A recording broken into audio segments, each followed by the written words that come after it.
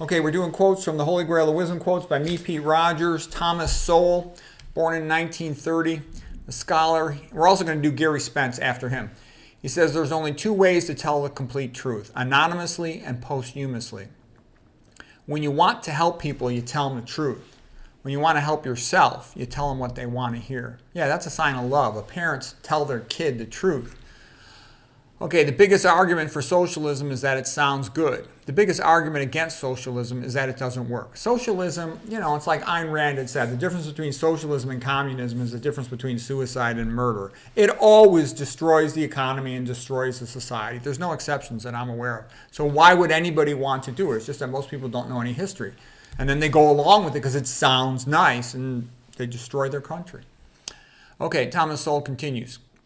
The next time you hear about an academic saying how great diversity is, ask them how many Republicans are in their sociology department of their group, whatever it is. And he's exactly right. They've used this so-called diversity to kick out all the Republicans. And the reason they're doing it is they want to destroy conservatism. The reason they want to destroy that is they want to destroy the country. Okay, and people don't understand it.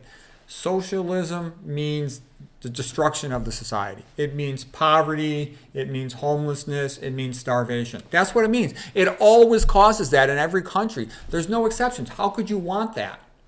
Okay, it's because people don't know. It sounds nice. We're going to help everybody. And people also think altruism is good, or this idea of the greatest good for the greatest number. It's not. It's evil. Remember, if you got 10 people, 9 out of 10 in this greatest good for the greatest number can just vote cannibalism of the 10th person, and that's the kind of thing they do. That's what greatest good for the greatest number really means, okay? When you hear the word diversity is our strength, the people saying that are the billionaire perverts who run the world. They're laughing at the proles, saying, look at the stupid proles talking about diversity. The fact that they're not unified is why they're so weak and stupid. Okay, that's what it means, okay? It's a joke. It's a joke on the public, but the public's so stupid it doesn't even understand it's a joke. Okay, next quote from Thomas Sowell. He says, what do you call it when someone takes someone else's money? You call it theft. Well, what do you call it when a politician takes someone's money who's unlikely to vote for him and then gives it to somebody else who's likely to vote for him? You call it social justice. Thomas Sowell also has another quote. He says, why is it greed when somebody wants to keep their own money, but it's not greed when a politician wants to take somebody's money away from them? Or some activist says you have to give me money. Okay, it's BS. Okay, Thomas Sowell, people will forgive you for being wrong, but not for being right. True. If marriage can mean anything, it means nothing. Yeah, that's right. They want to make marriage mean all these different things because they want to destroy marriage. They want to destroy the family. They want to destroy tradition. They want to take everything that's sacred and make it profane because that's a way to destroy the society. Once you go down this path of socialism, you end up in atheism, which says that life has no meaning. And if life has no meaning, the individual has no meaning. If the individual has no meaning, then the individual has no right. If they're just a talking chimp and not a human created in the image of God, then they have no rights, none whatsoever. And you can do whatever you want to them. That's the reason for it, to dehumanize people, to take all their stuff away from them. Okay, John Dos Passos, the writer, he said, Marxism not only failed to promote freedom for humans, it failed to produce food. It leads to starvation. It always does. This stuff is so obvious, but the fact that the public is all brainwashed from the public schools and doesn't know anything means that we're just going to make the same mistakes other societies did. Okay, here's Gerry Spence, very famous and successful lawyer. He says, he was born in 1929, he says, everybody plays a musical instrument. It's called the vocal cords. Skepticism, not cleanliness, is next to godliness. Skepticism is the father of freedom. It's the pride that holds the door open to let the truth slip in. The function of the law is not to provide justice or to preserve freedom. The function of the law is to keep those who hold power in power. Much of the law is fake. Much of it is simply to protect the powerful. Poor people are often denied justice. Yep. The function of a bureaucracy is to intercept every living idea and to smother it. Yeah, you never hear of anything good that came from a committee. Good ideas come from individuals, all right? The benefit of the truth is it gives increased credibility.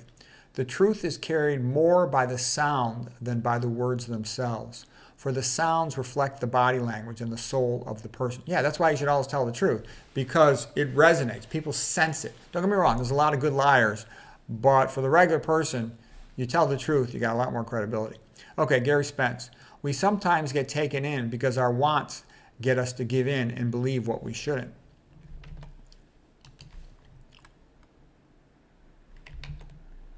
Okay, he says, words that do not create images should be discarded. Words that have no intrinsic emotional or visual content ought to be avoided. Words that are directed to the sterile intellectual headplace should be abandoned.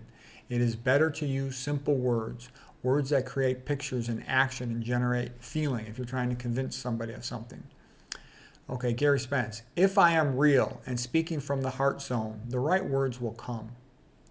Our willingness to openly reveal our feelings in our argument nearly always builds our credibility. The way people move is an autobiography in motion. The less of one's life one must exchange for money, the more freedom one may enjoy. Yeah, that's a big key point, is that what you want in life is time to do what you want. Most jobs, the more they pay, the more you got to do something you don't want to do. So it's nice to be able to find the balance. Not easy. Gerry Spence. Use simple words that create pictures and action and generate feeling. The best way to tell a story is in the present tense, because that brings it into the here and now so the listeners can project themselves into it. Yep. Present tense. Okay, to be credible, you must tell the truth, because this has the power of spontaneity, which is the key that unlocks the door to the listener, because it is honest.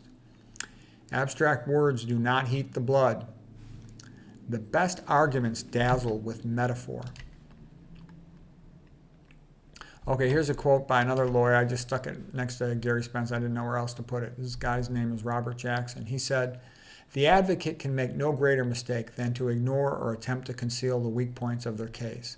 The most effective strategy is at an early stage of argument to invite attention to your weakest point before the court has discovered it, then to meet it with the best answers at your disposal, to deal with all remaining points with equal candor, and to end with as powerful a presentation of your strongest point as you are capable of making."